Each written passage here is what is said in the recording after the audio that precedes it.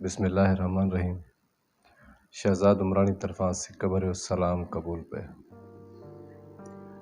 अक्सर तव्हां ॾिठो हूंदो त किचिरे जे ढेर ते या रोड जी साइड ते कुता वेठल हूंदा आहिनि त उतां गुज़रंदड़ हर गाॾीअ जे पोयां कुते जो भॼणु हूंदो आहे।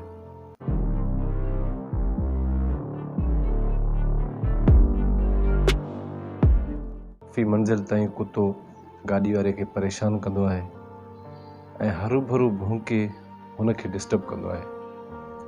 हाणे इन में त असां अंदाज़ो लॻाए सघूं था त न कुतो इहो गाॾी खसींदो, न वरी गाॾी हलाईंदो, न वरी गाॾी में वेही को हुनखे अॻिते वञिणो आहे। कुते जो भौंकण जो मक़सदु इहो आहे त माण्हुनि खे डिस्टर्ब करणु, जेके मंज़िल तरफ़ वञनि था उन्हनि खे मंज़िल खां थोरो उन्हनि खे पोइते करणु। सेम असांजी ज़िंदगी में बि अहिड़ा इंसान हूंदा आहिनि। जॾहिं असां पंहिंजे मंज़िल तरफ़ रवां दवा हूंदा आहियूं त हरू भरू असांजे मंज़िल खे रोकण जे लाइ, असांखे पंहिंजे मक़सद खां हटाइण जे लाइ ज़िंदगी में रुकावटूं विझंदा आहिनि ऐं उहो चाहींदा आहिनि त जीअं असां सां उलझी पवनि ऐं मंज़िल ते न पहुची सघनि। त इहा अक़लमंदी न आहे। त चवंदा आहिनि त फ़क़ीर पिनंदो रहियो, कुता भौंकंदा रहिया।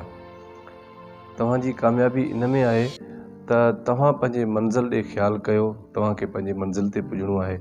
मंज़िल तरफ़ जॾहिं तव्हां रवां दवा हूंदव त हर मोड़ ते तव्हांखे अहिड़ा कुता मिलंदा, तव्हांखे डिस्टर्ब कंदा, तव्हांजे मक़सद में रुकावटूं विझंदा, नाकाम करण जी कोशिशि कंदा। पर हर कुते सां उलझण इहा अक़लमंदी न आहे। अक़लमंदी असांजी इन में आहे त असां पंहिंजे मंज़िल खे हासिल करण जी कोशिशि कयूं। इन्हनि कुतनि खे पोइ माण्हू ॾिठो वेंदो। जॾहिं असां मंज़िल खे पहुची कामयाबु थींदासीं त उन कुतनि खे असां ॾेखारे सघूं था त असां तव्हां ॾे ध्यानु कोन कयो, असां पंहिंजो मक़सदु वञी कामयाबु कयो आहे।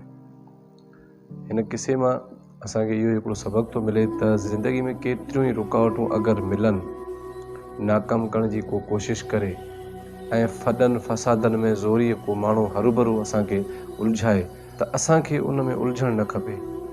असांखे पंहिंजे मंज़िल तरफ़ वधिणो आहे। असांखे महल सां मंज़िल पुॼणो आहे ऐं उते कामयाबु थी ॾेखारिणो आहे त जीअं इहे कुता बि सुभाणे शर्मसार थियनि, माण्हुनि खे नाकाम करण जे लाइ जेको इन्हनि ग्रुप ठाहियो आहे त इन्हनि जे मुंहं में धूड़ पए ऐं इन्हनि खे कुझु हासिल बि न थिए। मां दुआ कंदुसि त अल्लाह पाक तव्हांखे असांखे पंहिंजे मंज़िल ते कामयाबी अता फ़रमाए। रुकावटूं विझंदड़ कुतनि खे मुंहं में धूड़ ई हासिल थिए। इहे पिया भौंकंदा रहंदा, पिया गाॾियुनि जे पोयां लूर लूर कंदा रहंदा ऐं असां इंशाअल्लाह मंज़िल माणे मोटंदासीं। आमीन। अगरि पैगाम मुंहिंजो पसंदि अचे त शेयर ज़रूरु कजो। मूंखे कंहिं नए वीडियो ते ॾींदा इजाज़त। अल्लाह ने क़बाल।